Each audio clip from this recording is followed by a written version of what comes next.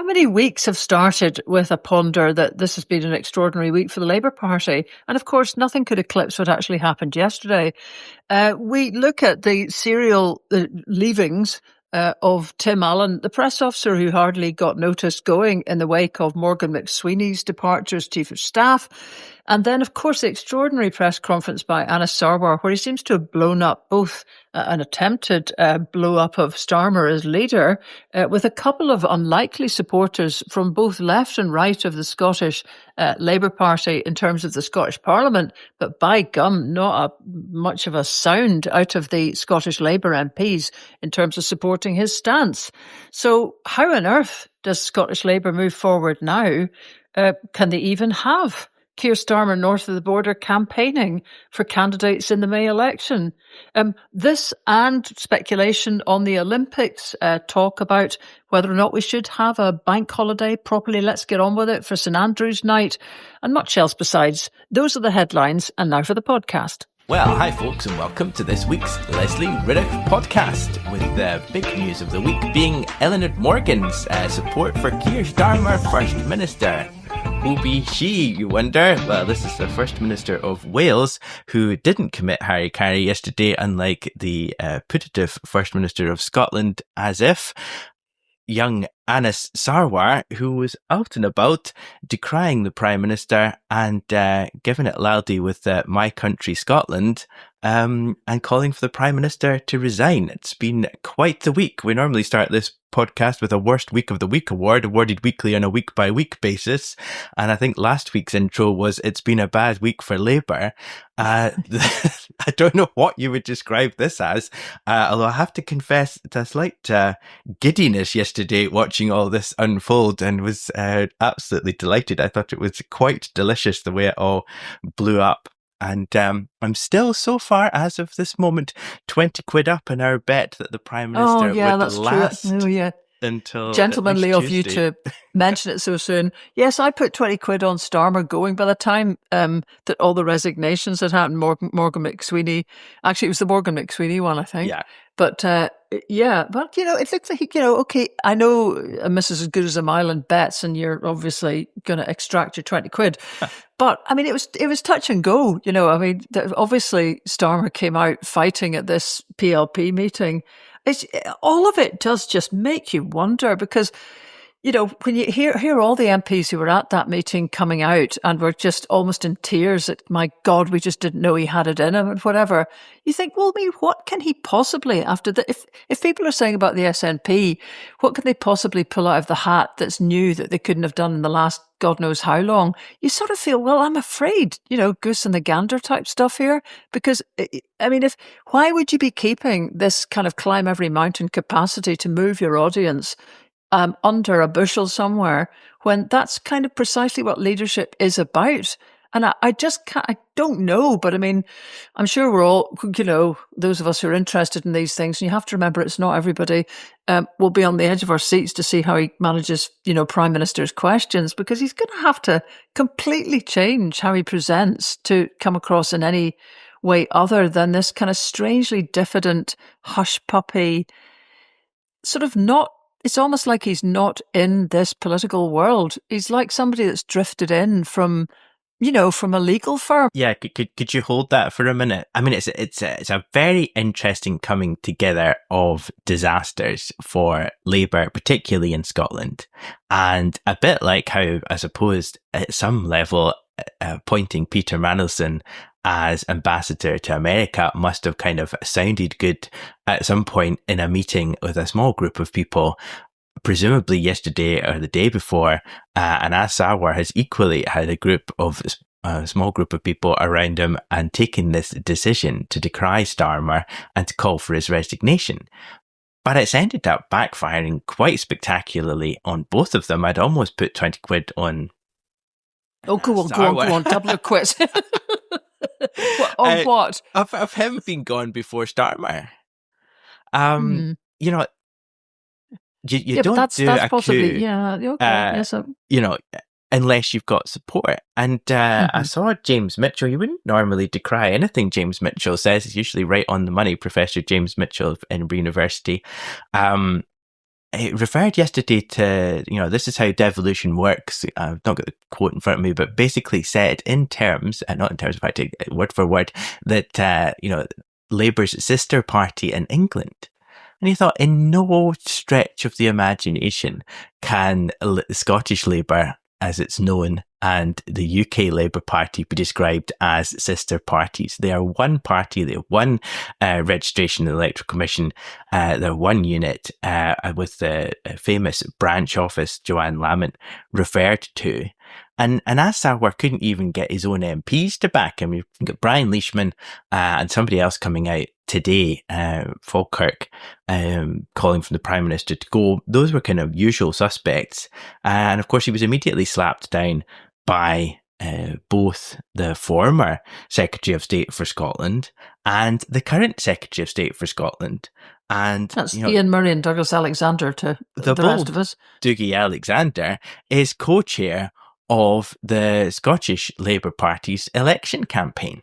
Aye. So what does that mean for this? There's no way that he can continue as co-chair as the leadership of the election campaign. No, he thinks he can. I mean, he was on Good Morning Scotland this morning, and, I was doing another version of his spectacular Nothing to See Here. Yeah, people have got honest differences and just gymnastically jumping around the place. But coming back to Anas and this decision to go for it, I mean, if you look at it surprises me that I haven't heard everything, I've got to say, because I was up north with screenings of the film and drove down the A9 at kind of 10 o'clock last night. So it's all been a bit kind of, sort of, and I was sitting in a car park actually in Inverness at 2:30 yesterday, listening to this weird kind of press conference. But Anas apparently has got support from Jackie Baillie, who is, normally, she's a right of centre, generally you'd think Labour leadership loyalists, but also Monica Lennon. So Monica's right on the other side of the party, the left of the party, and obviously Brian Leishman MP, is back to Anas. So those four people have gone over the top. Anas, Monica Lennon, Jackie Baillie, Brian Leishman at the moment. And the rest of them, as the papers are observing, not a peep from the other 18 MSPs and 32 MPs. And there's a great little observation in one of the accounts which says, well, of course, a senior Labour spokesperson says, well, of course, the MPs are part of, the kind of payroll vote. So they wouldn't be kind of voting against Kier Starmer once the line was established. And you think, let's hold it there. Just shine a light on that sentence, because this absolute fantasy that there's any kind of Scottish dimension to Labour has been completely shown up by this, actually, because it's almost like nobody even thinks in a month of Sundays anybody would expect them to put Scotland, that's the place you're an MP in, darlings, Scotland ahead of your party. Political party English, sorry about it, but there's where you're located, leadership. And this, Anas waxing, on about kind of the priority of Scotland. I mean, if I had been consuming anything at that point, which I wasn't, there could have been a fair amount of coughing going on, I think. Genuine commitment to my country, Scotland. And you think, well, this is kind of the first time we've heard any of this. Absolutely. When we talked in previous weeks about how they're kind of the mundanization of Anas Sarwar, kind of flashy digital, and this kind of refound, actually I'm Scottish and this is all about creating a sort of separate, success of devolution. It's way too little too late. It rings completely hollow. I don't think any of this is cutting through to the average punter on the street. The woman in Newport-on-Tay is not thinking, well, at least that bold Anas Sarwar has called for Starmer to go. I think he just looks like, well, actually, you don't have most of your MSPs behind you. You've got next to none of the MPs behind you. And it clearly, as you say, points up the fact that there is no sense that there's a Scottish bloc, and that in some kind of sisterhood and an alignment with the UK Labour Party, a Scottish group of Scottish Labour members go down and sit as a caucus. Doesn't exist, and simply points up the fact that it's completely interwoven into the UK, and they just do as they're told. and it's much easier to squash them when they're doing there. My problem with this, that my priority is Scotland, is let's just, again, whoa, horsey. Let's just look at that. Their priority is not Scotland. It's okay in a long extrapolated kind of, parallel equation it is, in the sense that you believe that your guys winning the Holyrood elections would be good for Scotland. So what's good for your guys in the Holyrood election, ergo, is good for Scotland. I think there's a lot of us would kind of have a bit of a problem with that little bit of the equation, So it's not that it's good for Scotland. It's good for you. It's good for the Scottish Labour Party, you claim, although, hey, look where you've got to now. So this this really annoys me as well, because I must say, I've had sometimes just not really been that one with necessarily the SNP doing good for Scotland, because it's good for their party, which, a lot more of the time has been good for Scotland, but not always. We have a lot of policy discussions that shine a bit of a light onto inadequacies.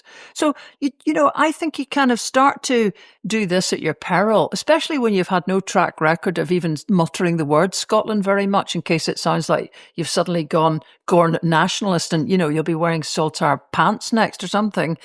But it's not if that you use Scotland as a concept and a word in that context, you really are then focusing people's attention on there's no more to see here from you on that. It's just these headlines, these empty words, and you presuming that anybody here now thinks, let's look at the opinion polls. You're claiming that your victory is automatically good for Scotland, and you're not even putting that little bit of, the legwork in. You're just making that my priority is Scotland, Now, let's look at the latest polls, which seem to have been, in many people's eyes, what kind of tippled along this move, because the situation was so dire. Friday, when people are going through the chronologies, John Curtis gave a pretty dire assessment and said that it was likely, on the basis of a more in common poll, that Labour would get just 19 MSPs in the May election, and that's the worst result since devolution. So, not only it's all looking extremely grim and probably getting grimmer, the point is you winning in the eyes of the public right now is not the best for Scotland. Otherwise, you wouldn't, prior to this, scuttle with Kier Starmer, you wouldn't be polling the lowest blimmin' result since devolution. And it strikes me, Anas has just thought, there's nothing to lose. I'm going to get my retaliation in first. We're going to get absolutely gubbed. And this gives me a little bit of, hey, suddenly the words Anas Sarwar are being muttered by people on Radio 4, begorra, So he gets a moment where he's kind of, centre stage and all the rest of it. And he manages to pre-write history on the basis that whatever happens in May is nothing to do with me, Gov. It's a series of cock-ups from London. To be fair, all the stuff that's come out of London has totally not helped. But there's plenty of people, including actually Paul Sinclair, who was a spin doctor for Scottish Labour, who was on Scotland Tonight last night. And he was kind of pointing this out as well, that Sarwar, he says, has shown how irrelevant he is, and thinks it's unfair to pin Scottish Labour's downfall on the UK government. And he's kind of saying, where are the set of policies that Sarwar ever had that made him distinct, powerfully, Labour in a way that London wasn't? They've been okay. I'm sure he could come back and say, "Oh, we called for the two-child cap, to be retained when it wasn't happening down the road in London." Yeah, bloody blah. Good luck to you, son. This all fits in with some of the things that we've been saying recently. As I said, I'm constantly getting bombarded with Facebook advertising. I'll do whatever it takes to fix X, Y, Z. I have no idea what he's going to do to fix X, Y, and Z other than not be the SNP. So if that was going to work, you have to look really competent, really know what you're talking about. I've got a bunch of experts ready to come in and do ba. I've got a crack team of people who are going to do Y. I've got, ideas up the yin-yang, and they'll all be revealed when my manifesto comes out, or I've been given policy speeches and be getting traction time and time again. The pattern of the 2024 election was set well before the date of the election was called. The media spin on it and the kind of rhetoric in the public mood was, we need to get rid of a messy Conservative government, and I don't like Kier Starmer particularly, but we have to vote in Kier in order to move forward. Kier's shown up to be a bit of a disaster, but what is the pattern? What's the template of the Scottish 2026 Holyrood election? It's certainly not Anas Sarwar's going to sweep to power and produce a much better, much more coherent, much more organised Labour-run devolution. And the mainstay of their campaigning up until now was, I'm best mates with Peter Mandelson, and me and Kier are going to sort this out. And it was an arse that called for it, says Rachel Reeves. We're doing this for an ass, says Kier Starmer. That he was enmeshed within the UK Labour Party, and you were going to get a better deal from Westminster, and you were going to get a more benign set of relationships between the UK and the Scottish government if you completed the job. And having successfully voted for a Labour government in Westminster, if you now just knuckled down and got a Labour one in Holyrood, job's a good one. And then yesterday, no, these are bad people. They've not done anything. I'm here for children and families, and the Labour Party's no use. Let's get rid of the Prime Minister. Yeah, and I was trying to find this. We talked about this a while ago, because I could remember reading a really excellent thing by Peter Kellner about how you can change leader, because, even at that point when we talked about this a couple of months ago, there was obviously Kier Starmer's been in trouble since he breathed practically this year. But Peter Kellner's thought was, whilst many people were saying, but you can't change horse just before an election, it doesn't really help and all that. So his point was, if you take a different path with a different leader. So if you're only going to change leaders and you're going to keep exactly the same profile of policies and all the rest of it, you're quite right, that doesn't retrieve very much for you. But he had, examples given of the Tories and Labour over the years where there had been a kind of shift of leader and a totally different policy. Well, not just policy, but, a whole strategic thing come in. And this is the difficulty with this, because even those people who are trying to suggest that, Anas Sarwar's attacks on the SNP were cutting through, like Mark Diffley, who's another pollster, who said that, he was landing something on the secret Scotland stuff and the controversies about Queen Elizabeth University Hospital and the Salmon files. I don't know, but, if that's cutting through, that's not enough. I'm not belittling the scandals and the difficulties of those deaths, but that's not a completely different strategic position. It's just you're saying, here's something that has been problematic under the SNP reign. And I wish I'd had time to look through this enough, because I can't tell you how many people I've met who said, go back in and look at the evidence that there was internal pressure from the health board there, never mind anybody else. But you'd have to sit and really sift through all of that to come to your own conclusion about where that sort of pressure was to get the hospital finished quickly. And it's true, that's something people can relate to. So, that possibly was getting somewhere with people. But as soon as you get the whole of the media network flooded with, Epstein, then obviously we haven't even talked about this, but the Mandelson-Epstein connection, and then Prince Andrew, not Prince Andrew, it just squeezes everything else out, and you're not going to be able to easily to come in with just a couple of policy issues. It needed a completely strategically different approach. And actually, if Anas had the courage to do this, of just announced now that, when he's saying we can't be distracted from the kind of stuff that's happening in Westminster, you think, well, there's the logical conclusion, isn't it? He says, we cannot allow the failures at the heart of Downing Street to mean the failures continue here in Scotland. See, where would that be going except a Scottish Labour Party if you followed the logic of that through?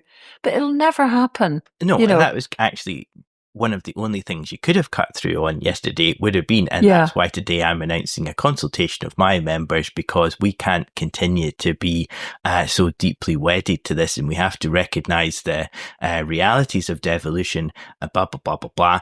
And that would have potentially captured the zeitgeist. I mean, I wouldn't want it to have done, but that would have been potentially more of a successful outlook than just kind of like, this guy's no use, we need to get rid of him and get somebody else. And I'd quite like to be fighting an election in Scotland whilst we're also having a constant wall-to-wall coverage of an internal leadership contest to replace the Prime Minister. Just no depth of substance to it. Did you encounter Morgan McSweeney in your time down the road? No, not. I mean, but you did not overlap. No, but I mean, I think you have to remember that. I've completely forgotten about old Sue Gray, who he oxtered out, and the boys' club that was created. Maybe this is a kind of result of that kind of internecine warfare to remove her, and the type of dynamic that Kier Starmer allowed to be created, and the kind of ruggedness that the Labour Party has at Westminster, that despite having been out of power for so long, and despite having had all this opportunity to think about what their legislative agenda was going to be and what they were going to achieve in the early days of a new Labour administration, it got off to that kind of imploding on the launch pad type thing. If we remember all the scandal about having Sue Gray appointed as Starmer's chief of staff in the first place when he was leader of the opposition, and the consternation about whether she had been biased in her operation of the Boris Johnson inquiries, you take all of this sort of political flack and the effort to retain that person, then bump them off to be left with Morgan McSweeney telling you to appoint Peter Mandelson, and you don't have the good sense to say, well, that might work in the short term, but I'm going to have to sack him at some point, and I don't want the hassle of that. Well, there's a very interesting little, I noticed a wee spat on Twitter where somebody had sort of come in and said, yeah, what a shame, Morgan McSweeney, what a guy. And actually, he worked his way up from being a labourer when he was 17 to doing this, that and the next thing. And somebody weighed in, I did actually check it out, and indeed this seems to be the case, pointing out Morgan McSweeney didn't start out as a building labourer. He came from a prosperous, well-connected Irish family. His father was a senior partner of an accounting firm. His mother a bridge player. I didn't check that bit. His aunt a counsellor. His cousin an advisor to Leo Varadkar. He had a manual job for a few weeks in his school holidays. And this reader pointed out, I worked in Woolworths once, says Morgan McSweeney. Right. This does not make him a working class self-made man. But, quite apart from that, there's another really interesting bit in Byline Times by Adam Bienkov, who was really trying to kind of explode the myth of just what a kind of dabbled hand Morgan McSweeney was anyway. And I'm sure there are opposite views that could be had here. But he's saying that the myth of Morgan McSweeney basically arose from his time ousting the British National Party in Barking and Dagenham down south in 2010. And this seemed to be, and this is important because this seemed to be, at the time, he suggested basically that you'd do some hardline migrant politics to try and outdo the BNP, and it appeared that it worked because there was Labour elected there when it looked as if the BNP was pretty strong.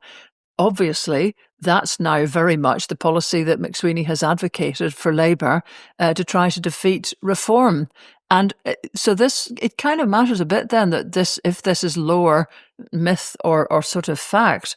So, I mean, there's an extensive piece that goes through. We'll put the link in the notes here, which just sort of points out that actually the swing to Labour in other parts of London was actually higher than these areas. And that in fact, those who wrote the story of that success were very much kind of edging out the other set of things that might have rather helped, which was kind of a lefty campaign to oppose the BNP, which resulted in distributing something like 250,000 leaflets in these, more than that, in these constituencies. And then saying it's strange then that this mastermind actually became campaign chief for Liz Kendall's bid for the Labour leadership. I mean, everybody's having to dredge their memories back with all the stuff that's been going on here. But this is 2015, folks, if you can even remember this in the middle of, obviously, the aftermath of our referendum. But anyway, he was campaign chief for Liz Kendall, which is, how was that ever going to go? And the writer comments that the laser-focused McSweeney campaign resulted in a dismal 4.5% vote for his right-leaning candidate. So, there's a lot in here that once somebody has kind of fallen from grace, it's, there's quite a lot of picking over all the sort of supposed. It was a bit like, I mean, it's like Dominic Cumming, isn't it? He was seen as the kind of master of all creation, and then suddenly wasn't, basically. And there's a tremendous big old boy thing going on here. It's the same with Mandelson. It's kind of guys who are seen to be somehow inexplicably good at just getting stuff done and jumping in and kind of affecting who gets selected, for noticing everything. If you can speak to Peter, then you'll get just shoe in for the kind of nomination and so on. So it's kind of like a godlike figure within the party. And these guys are just given complete carte blanche, whatever they've done and however they behave otherwise, whatever the public thinks of them. And all the time, you're corrupting your own party, by that kind of thing. So that now, who knows what happens? I mean, there's rumours out yesterday that Wes Streeting was trying to persuade Anas Sarwar over the top, because you would wonder, really, what quite prompted this. And then Wes Streeting's come out and said, well, obviously not him, but folk from his camp have come out and said, no, that's the Kier Starmer lot trying to spin against Wes Streeting, that, they're trying to suggest that he was the hatchet man behind the scenes when he absolutely wasn't. Well, I mean, who out of all these charlatans would you believe in all of this? Well, that's the problem with all of these such things, is who would you believe? But to pull it back to Scotland, the one, the key strands which are coming out of this are that the Westminster government is so bad that even the Labour Party in Scotland thinks it needs to change its direction. And the leadership of Kier Starmer is so appalling that there are a whole bundle of people jockeying around trying to work out the best and cleanest way to get rid of him in order to save themselves in the lead up to the next general election, which is going to be 2029, and potentially earlier if the Prime Minister goes. Now, what does that tell us as a movement? Is that the stability of the UK state, which has been well and truly undermined over all of the Brexit period and all the tumult of the subsequent Conservative administrations and all the knifing of all the different leaders that they've had, cannot be changed by the Labour Party. And Westminster and the UK has never looked less stable, less sure, less of a long-term bet. And as I have said previously and others, it makes the 2029 election all the more critical and all the more ridiculous that we have an SNP-led government in Holyrood producing Scottish government papers saying that in no way whatsoever could a Westminster election ever give any indication as to the views of the electorate in Scotland, and ruling out specifically that there was any kind of landslide win or a coalition for yes, as we really ought to see seriously forming now after the current Holyrood election is out of the way, in order to prepare for 2029 or 2028 or whenever it comes, a united yes campaign to push us over the edge into serious referendum territory or into negotiated settlement, because that state that we're attached to no longer looks stable. And a Westminster election is going to potentially be a really fulcrum point for Scotland and for the whole of the UK. Is it going to be a replacement Labour leader fighting against Farage and the kind of heart and soul of the country. Yeah, that's very fair indeed. And actually, I think as well, when you start to sort of double take to what you're listening to, was it yesterday? Gosh, everything's moved so. Was it yesterday this all happened? Yesterday it happened. Yes, right. Because it feels like a long way distant and time-wise. But Jackie Smith was ruled out that morning to try and defend Starmer. And the number of people I was listening to a 5 Live phone in about it. And actually, the thing that had annoyed them more than anything else was blimmin' Jackie Smith. So this is Baroness Jackie Smith to you and me, who was done for fiddling her expenses. And it's kind of, it's like, it's as if people are expected not to have memories. That actually irked people more than Kier Starmer, Morgan McSweeney, anything that the Labour Party could think that, first of all, and it's only a minor point here, I did write about it in the column last week, there's all these pledges to deal with the Lords, and oh no, there's another one kind of basically rolls in, and indeed I think there's a new Baroness today, is it Catherine MacLeod has been made a lady or whatever it is, joined the House of Lords. So far from sort of sorting anything to do with that out, no, it's just sticking more people in. And then are we all supposed to forget this? It only takes a couple of people to, Jackie Smith, and have a quick look. And then you think, really? That's who you're sending out to bat for you, and you think we don't know or remember?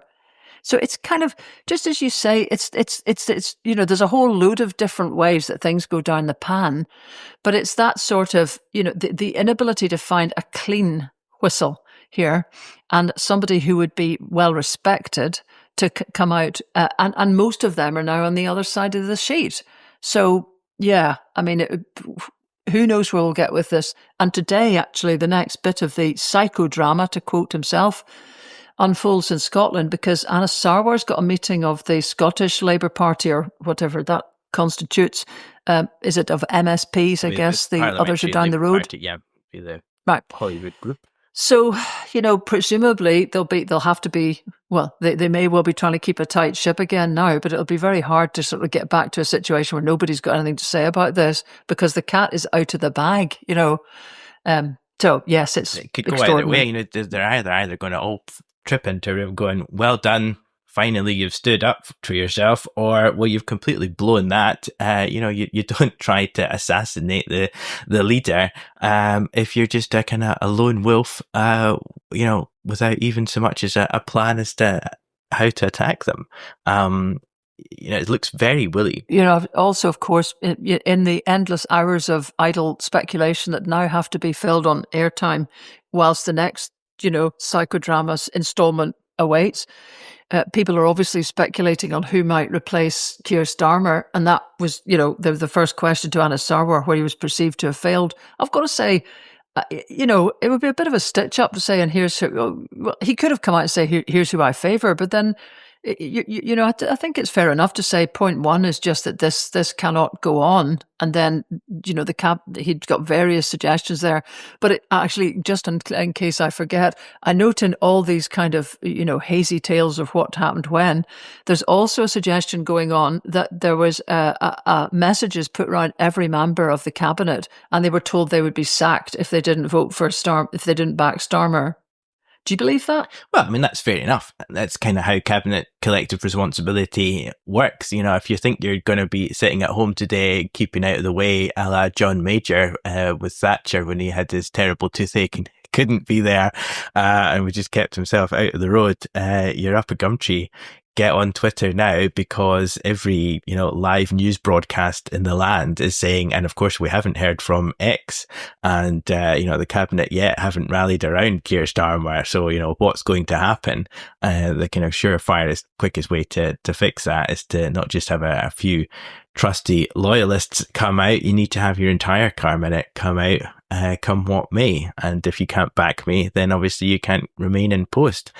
But this is all does not smack of a collegiate group of people taking forward the best interests of the country.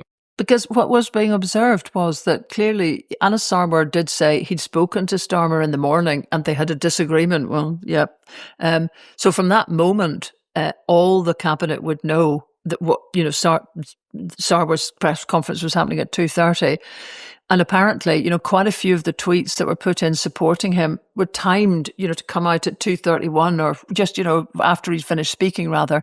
So it was all very much rehearsed because they knew it was coming, which then does sort of, if you were absolutely looking at nitpicking stuff like this, lead you to ask, where were the other guys? Because they all knew ahead of time. And if they were not just waiting to see which way the wind would blow, everybody would have had the same-ish statement out, at sort of 2:45 or something like that. But there was quite a few that were sort of dithering. Anyway, the conversations about who comes next, the suggestion was, I mean, dearie me, John Healey, Business secretary, maybe? It's quite. I mean, now we're all sort of frantically kind of, beavering away here. Defense, but because he had defense experience, so that the thinking was that one thing Starmer has got going for him is the international profile he's amassed. So that John Healey might seem like a safe pair of hands, bit of business, bit of defense. Nobody can think what he looks like. And you think, God almighty, that actually Michael Crick was on, who's quite a jolly old observer of things and a stalwart of the Labour Party, him and his dad, Bernard Crick. But anyway, he observed young cardinals vote for old popes. And so they were observing that John Healey's 65, which also would serve all these young guns that want to replace Starmer really, and that he wouldn't be there for long.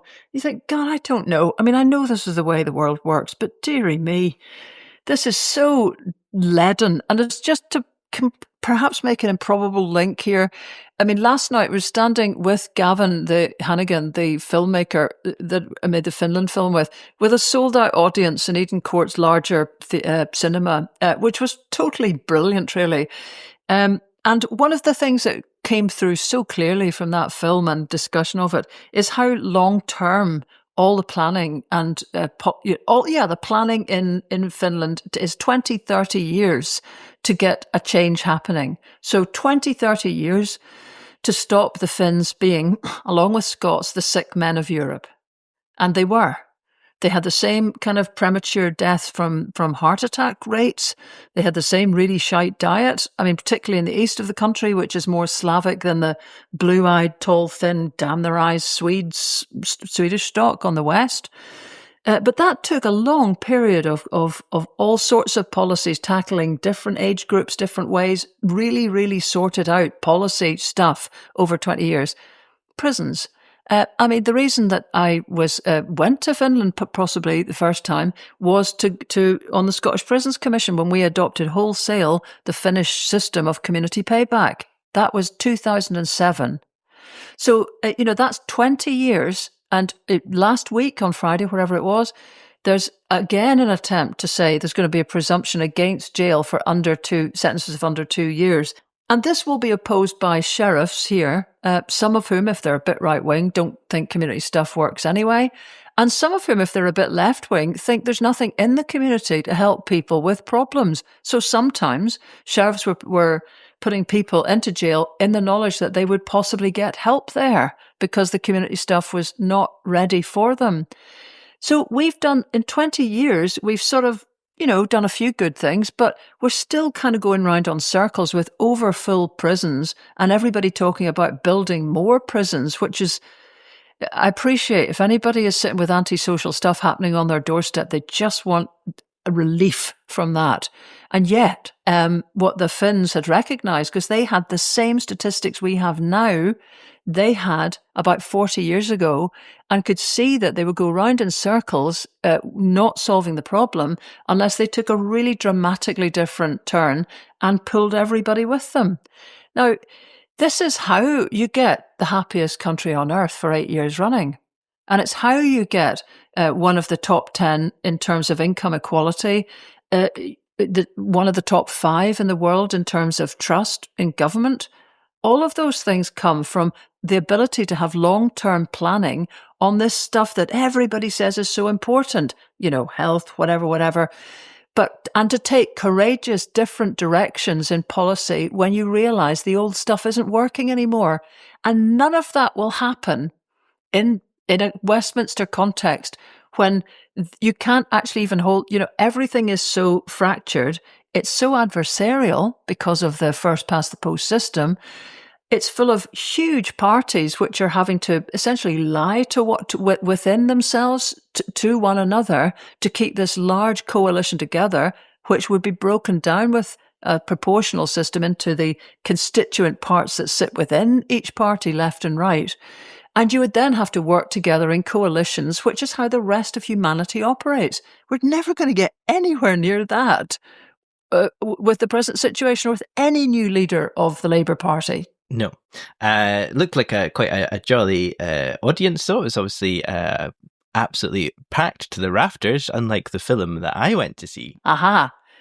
Oh, just before we get to Melania, can I just also, though, thank the folk in Nairn, because there's been a couple of events, and Perth, actually, which was also completely full. I'm amazed at this because I think I may have said this, forgive me if I had, but I assumed that, there was big audiences for Denmark. They was nearly always sold out everywhere. Because a lot of people have been to Copenhagen for a weekend break or something, and I assumed that the fact Finland is a bit of an unknown quantity would mean people were a bit less interested. It's totally not proving like that. And Nairn also was absolutely stappit fou, and thanks very much to Ian Bruce there, and to William Duguid and Jackie Jensen who got it going in Perth. So there's, as ever, there's every time people notice there's been a good event, they think, oh, hang on a minute, shouldn't we do something? So one is being added in Arran as we speak, and one adding in Dumfries. So there's more coming up, and Newtonmore.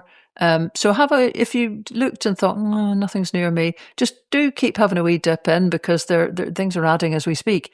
Right, Melania.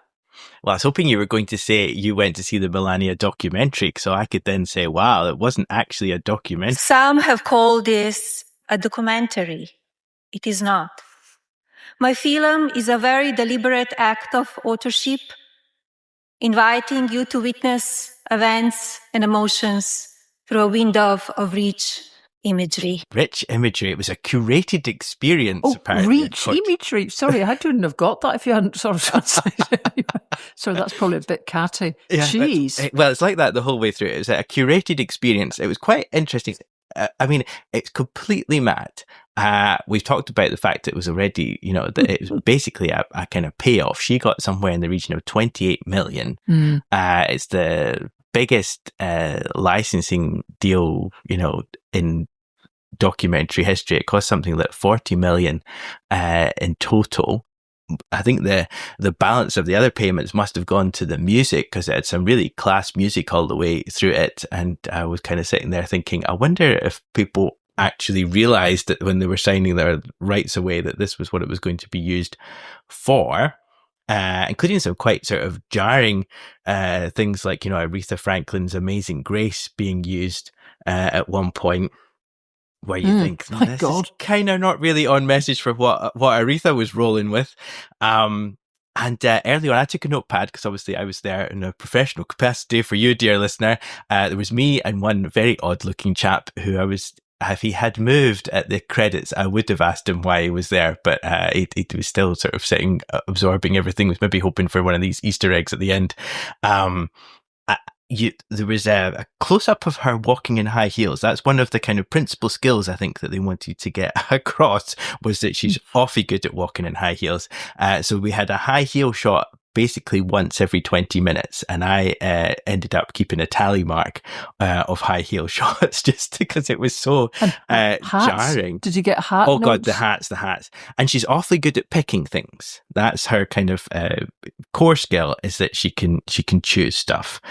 So they're doing these balls, and you have to have the right type of glassware on the table, and the right type of crockery and fabric and drapes and what have you. So they bring her a whole load of samples, and she goes, this one, no, not this one, this one, make that redder, make this longer. And of course she's a model, so most of the thing is taken up on her going through bespoke fittings, which is like any other bespoke fitting if you watch kind of documentaries on that kind of thing. Not that I necessarily do, of how to make your coat fit properly. And that took up an inordinate amount of time. they were slightly warmer to each other than has been portrayed, obviously for the cameras, but there was a certain degree of humour and kind of sparring backwards and forwards between the two of them that I thought was a bit unexpected. Other sort of unexpected things were that Melania's parents actually lived in the White House during the previous administration, and her mum was a kind of big thing in the White House and a kind of big personality and was very well regarded by the staff, and that her father was moving back in with them as they're preparing to move back into the White House for his second term. Barron is kind of like lurch. He's like 7 foot tall or something. He's big, awkward galoof off at business school. And it's very clear that Melania and President Trump have this kind of totally, separate experience of each other, and they sort of come together in a kind of business-like fashion, but on a much more jovial way than had been thought.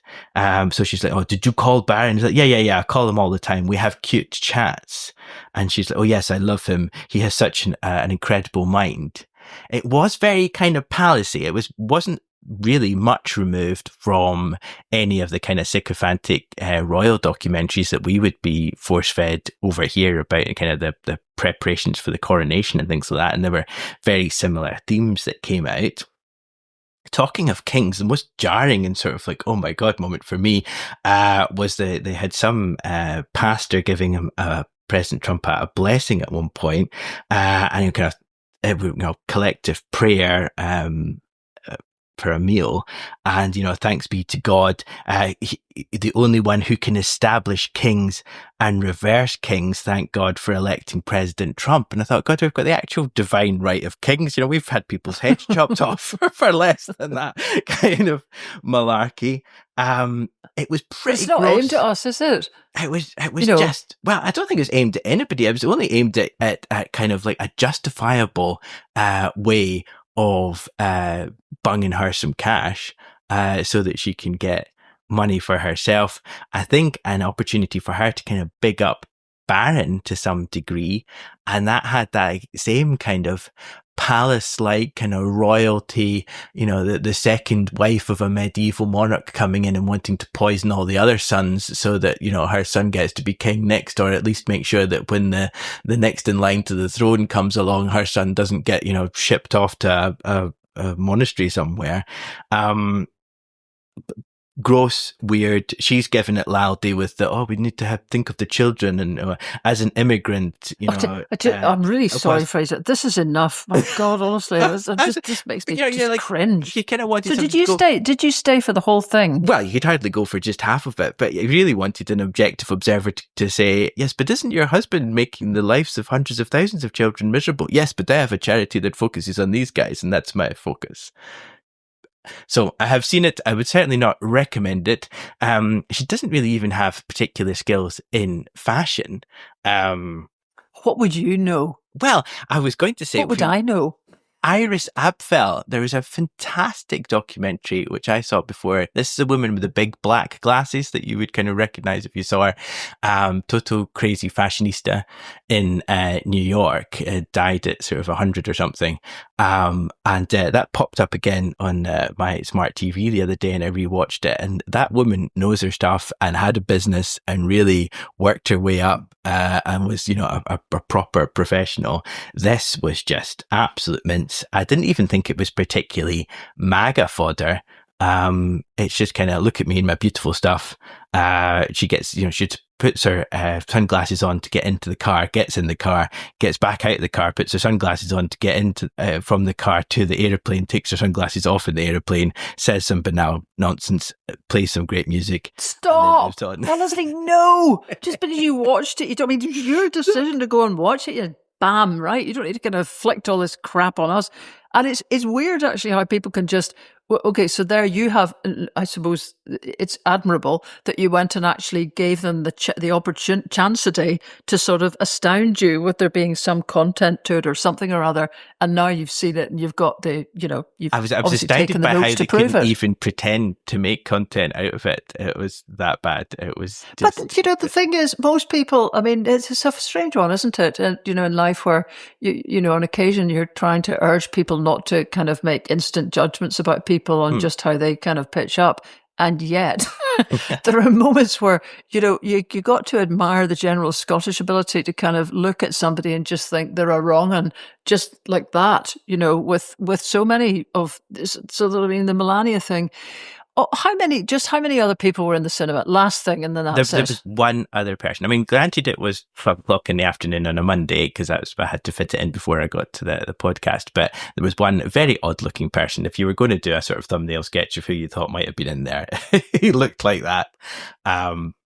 Unusual, to say the least. Well, you did it. Okay, so congratulations for fulfilling your pledge. Now, more importantly, your party have had their Scottish conference, seem to be suggesting that they're going to have a properly breakaway party, although I don't think the kind of mechanisms that Corbyn and his cohort have set up are going to actually allow that, but it's not going to happen before the Holyrood elections, because they would need to register with the Electoral Commission in order to stand in the election, and they won't have time to go through that process.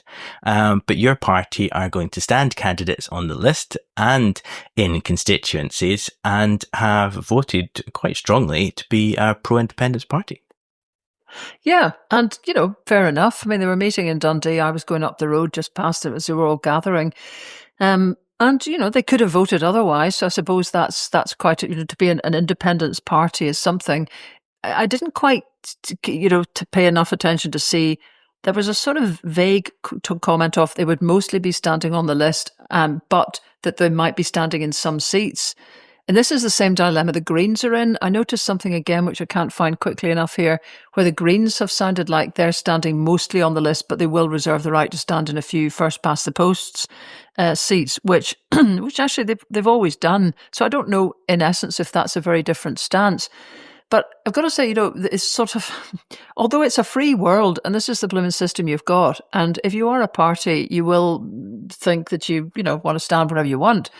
But on the other hand, people get extremely irritated at the notion that, a Green and your party candidate both standing against the SNP and Alba might be enough in some places to let a unionist through, which will not serve any of those parties particularly well, especially if you're just out of the blocks.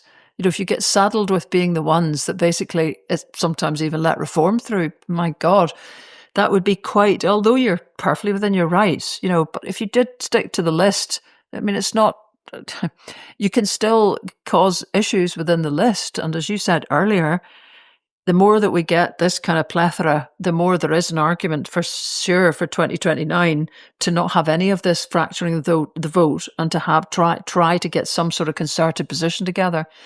But still, I think people would, I think there's a lot of people who are old. I mean, God, Pat, I'm sure, would be sort of thinking, well, I could give these, I'd listen to these guys, but I wonder if they can if they can be heard. Because, I mean, new parties have a devil of a job managing to get in, unless, of course, they're right-wing reform parties, and there's that disproportionate coverage of the far right, which is still going on in every analysis of where things are politically in Britain. Everyone so easily airbrushes out the advance of the Greens because it just spoils the narrative. And it's likely to be the same here. So I would think, your party will have difficulty trying to get clear what it is they're standing for. And on the one hand, if they basically say, well, we're the Scottish Socialists again, but, just different, that will appeal to some people because they'll say, okay, we know where you stand roughly, sort of Colin Fox and so on. But they still exist, I think. They still very much exist, and right. No so then you've got falling in with them at all. So then you've got a bit of a problem saying, well, what is this then? And it might, of course, there's going to be a bit of a time where you've got to just consolidate the folk that you've got with you. But so rapidly, people, if they don't get a good handle on what's different, there's back to those first impressions again. Well, indeed. And just to clarify, of course, the Alba are specifically not standing in constituency seats, and so as not to split the vote, and in order to try and garner additional support from SNP members who realise that, particularly in places like Lothian and in Glasgow, that their regional list vote is totally a wasted effort. The Greens stood at Edinburgh Central and prevented Alison Dickey from becoming elected in 2021, or at least there were sufficient votes in that if they'd all transferred to the SNP, which you can't necessarily always say 100% read across, she would have probably just slipped in. Again, Edinburgh Central on new boundaries. Angus Robertson's seat has, in some polling, shown to be at risk of Lorna Slater and the Greens doing enough damage with potential reform and other kind of moves and shifts arounds and machinations that Angus may be prevented from taking that seat. So, these things do have an impact, but, it's a question of whether that SNP voters are actually the kind of key demographic, or whether upsetting or not upsetting SNP voters is the be all and end all of your electoral success. I suppose part of me slightly thinks, well, is this just going to be more successful, or are the media going to be more interested in it as a political force in Scotland because it happens to have an English end? There's this Scottish rump of an English party, and Corbyn is kind of having a little bit of a media resurgence at the moment, slagging off Peter Mandelson and saying, well, I always thought he was a rotten and he hated me and I hated him, and the opportunities to kind of get in and about Starmer as an independent in Westminster, will actually having that English bolt-on mean that they get a kind of better showing, unfortunately, or otherwise, in the Scottish election in terms of media terms, if nothing else. Yeah, and because of that, the Zara Sultana and Jeremy Corbyn factor, as you say, whatever causes they valorise will then by just automatic name connection be associated with the Your Party Scotland. One of them being, the cause of Palestine action. Here we go, courting arrest again. But the Fulton 24, as they're known, although I don't think there was there 24? Anyway, there was a stack of people being charged with, the worst one was aggravated burglary for offences related to trying to highlight the role of certain companies in facilitating the IDF's attacks on Gaza. And so those guys were all found not guilty last week, which is quite astonishing. The first 6 defendants, were found not guilty of aggravated burglary, which, again, I think, did anybody notice that in the news? I wasn't, completely attached to everything, but considering how much snash there was at the beginning of it all, it's quite something for that acquittal to happen. It very much was, and it was quite surprising, I think, to the media commentators that the jury took that option and the acquittal, and that the Crown Prosecution Service in England is now having to look at whether to retry some of the elements of that charge that couldn't be a verdict couldn't be reached upon by the jury. The powers that be, I think, were hoping that this would be a springboard into the judicial review, and that having demonstrated that these serious criminal actions had taken place in their mind meant that the proscription of Palestine action was entirely justified. And that's obviously put this up in the air again, thankfully, and will not have that kind of automatic read across. So it's quite a significant judgment, all in all. Well, I mean, was there much on the box or anything? There certainly was coverage of it, but okay, fair enough. In the usual in these sorts of things, that there was a lot more coverage of the fact that they were bad uns than the fact that they were acquitted. And indeed, there are 24. There's I read another 18 defendants. So that's, they're still sitting with the same charges. But I think the 6 had some of the, stiffest charges against them. So it is quite something, because as you say, this case was used to justify the ban against Palestine action. So, I wonder when, again, the great and the good and the kind of people that Peter Mandelson and Blue Labour and all these guys who think, emotive kind of support for something like Gaza is not really motivating many people in an election and so on. Yeah. I just wonder if this comes up in the run-up to, the May election, it is another... it just highlights again the complete moral bankruptcy of the Labour government, actually, that they chose to go down this path, and the authoritarianism of it, the siding with the wrong people side of it, the inability of people to protest and be taken seriously anymore here, just as we see happening it isn't just as we see happening, let's not exaggerate, in America, but, people will still feel very strongly that if you run the risk of being arrested simply by walking around trying to support the people of Gaza, this is not the Britain they knew. And that, all of it just keeps weighing into how long are you willing to kind of go along with a country whose main parties are only arguing about how heavy the sentences should have been on people who are advocating a solution in Gaza, which is backed by the overwhelming majority of people in this country. And who are criminalising old ladies for wearing T-shirts, which just makes the law an ass, and gives rise to the fact that people, will not support it and see it for what it is, a completely unjustified use of power. Yeah, well, we agree. That's just the downside of everything in this podcast, isn't it? What do we disagree about? I'll tell you what surprised me yesterday. I was having a lovely meal with Gavin, who'd come back from Helsinki's parents, John and Barbara Hannigan, and lovely meal, actually. And I'd kind of come in full of all the day's, machinations, and the press officer, Tim Allan, that had gone, and we never even spoke about him, but, sorry, mate, you can be there and gone. And then if there's too press much else officers going always on, think they're quite important, but they really aren't. until they go, So anyway, he went, and then obviously the Morgan McSweeney and the, fairly, was a bit sensational Anas Sarwar thing. So I came bounding in, to talk about this. And the two of them, I'm sure they wouldn't mind me saying, are yes, bikers extraordinaire, the parents. Anyway, they were busy kind of making meals and everything. So Gavin and his pal were there, not actually interested in this, because they were all glued to the Winter Olympics. And it turned out that Kirsty Muir, who just failed by 0.4 of a second or something to you see, here's me, I'm not following it at all properly, to win a bronze medal. Actually, Gavin had coached her at skiing in Aberdeen.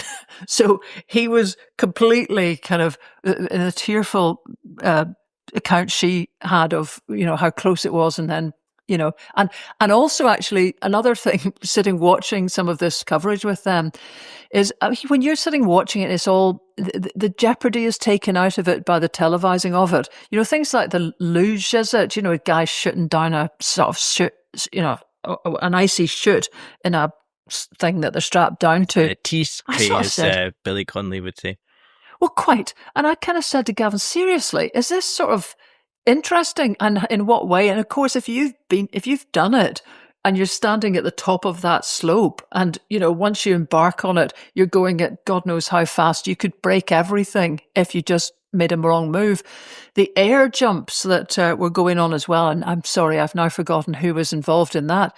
If you get those at all wrong, you break your knees, and you lose your toenails. It's like, oh God.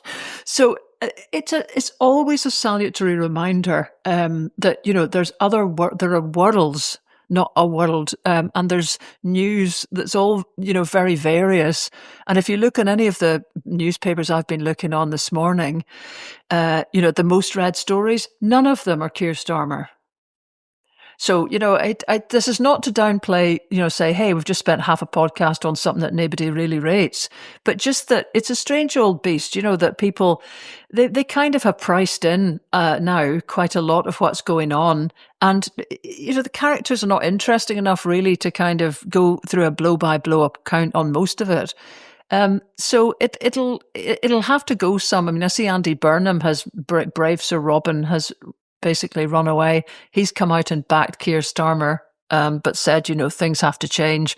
It needs a more inclusive Labour Party. Yeah, it's the sort of one that lets you stand actually for seats and doesn't kind of try and... If the government thinks the government is crap, then it's all to play for. Indeed. But it's great. It's great because everybody that's kind of rallied around behind Kier Starmer is on the record now as having, there was a moment for them. And at least you could say Anas Sarwar created that possibility. And these guys have brave Sir Robined it out. And sorry if I keep making this mention. It is a Monty Python problem of a song which is now going to play in my mind for the rest of the day. But, they've absolutely nailed their colours to the mast of Kier Starmer. So by gum, he's going to have to go some at Prime Minister's questions. Totally.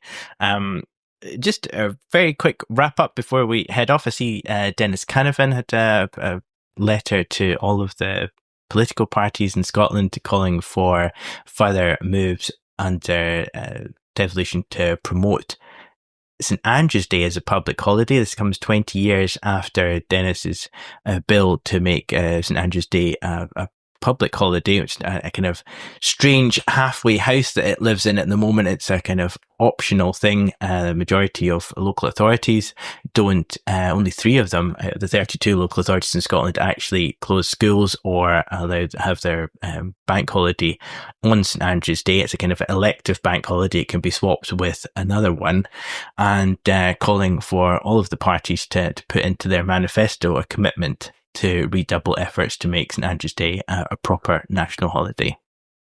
This is sacrilegious, right? But I was going to mention last week that I was at an event in Glasgow celebrating St Brigid's or St Bride's Day, which the Irish decided to make a public holiday 2 years ago. St Bride being, there's a long history in that. Brigid was a pagan goddess, which the Christians sort of cannily appropriated and turned into the midwife of Christ. She's associated with all sorts of healing and various other things like that. And in that, the Irish thought that they had too sort of male a culture still. They thought, well, let's have a bank holiday and sort of, she's the harbinger of spring, which I've got to say on that particular day, and that's just something we haven't talked about, is this fucking rain. My God! It's appalling. And actually, it's only when if you don't live in the east coast of Scotland at the moment, you just don't know what it's like. Every day you open the curtains and it's just another grey, overcast at best, Druitt day, out there. And that's been almost 2 months of it.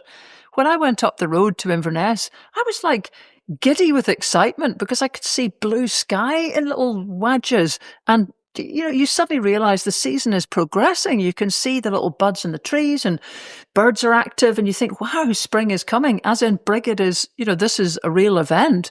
But here it's just like some misanthropic kind of horrible, endless night type dark. Okay, I am exaggerating a little bit. Quite really now. Anyway, locked weather pattern, and we're going to get even more. It is, rain. But I mean, Jesus, it's just. Are you not depressed by it? Oh, it's pretty grim, and I've managed to avoid watching any of these Channel 4 things that have been out and about at the moment, talking about the fact that the Gulf Stream is on the verge of breaking, and it's going to be curtains for us all. But yes, so 2027, there's going to be an El Nino in the summer, which is going to, anyway, right. So it's all pretty horribly depressing. But I think if you live, it's probably because those of us, this last year, by this stage, we hadn't had any rain in this part of, I'm in North Fife. And the whole problem for this part, in fact, particularly this part, was we had the driest spring into summer with nothing in the water table. So I'm trying to console myself with the idea the water table is now looking like a beefy boy. No, that's plenty of water in there.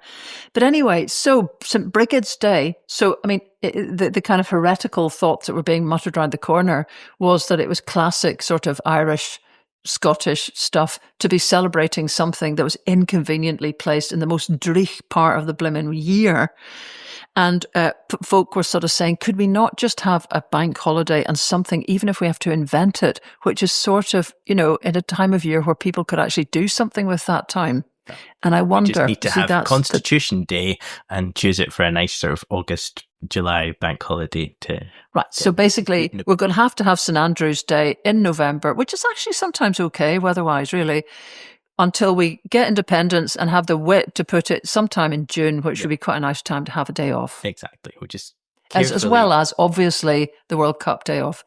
And if Pat was here, but sadly he's not, he would also have opinions, I'm sure, about the guddle there seems to be about tickets, which I'm sure you haven't looked at all. I've not looked at the guddle of tickets. I've certainly noted quite a lot of machinations that, again, despite the fact that a proper bank holiday has been made as an order in council by the King, various local authorities are not giving the people a day off, and employers aren't either, and lots of kind of unionist press going, ha ha ha, the SNP's great bank holiday gamble giveaway has fallen flat. But I suppose there will be more developments on that in the weeks to come. Not as flat as the ex-Prince Andrew moving to Sandringham and then discovering that the staff won't serve him and have gone on strike. Quite rightly so. All power to those guys. I see the palace stands ready to support the police for any investigations. You're like, aye, right. I don't think you can probably serve a warrant on the palace, so I'd imagine this will be a situation where they might give them things that they think are useful and withhold anything they don't want to go out. Again, Andrew Loney talks a lot about, this is the guy that wrote the biography of the fall of the House of York, about the fact that the Queen was briefed on several occasions of the problems with Andrew's overseas business stuff when he was trade envoy, and turned a blind eye to it and refused to get involved. So there's a lot of stuff that could come out there that probably won't. Yeah, but I know that your point that you made last week, which was the business of if it's misconduct in public office for Mandelson, then actually Andrew held a public office, which was trade envoy. Yeah, and I think the Met Office have said that they're looking at that at least, aren't they? They are indeed looking at it and pondering it. They've not made the same sweep as they have of Mandelson's properties. I think they should be looking through the moving crates and seeing if there's any old Blackberries there that could be got out of the back of the drawer and analysed to see what other state secrets were being fished off to Epstein, all guarded in some repurposed blue tents. Exactly. Why not? Well, on that note, we will see you next week. But I think if you've got a spare moment today, you should go and have a look and Google Dennis Canavan and St Andrew's Day. Have a look at one of these articles and write to your member of the Scottish Parliament. Drop them a quick email and say, what action will your party take to carry forward the cross-party group on St Andrew's Day and make this a proper bank holiday. Right, there's your instructions, there you folks. go. That's your task for the week. And on that note, we'll see you next week, John.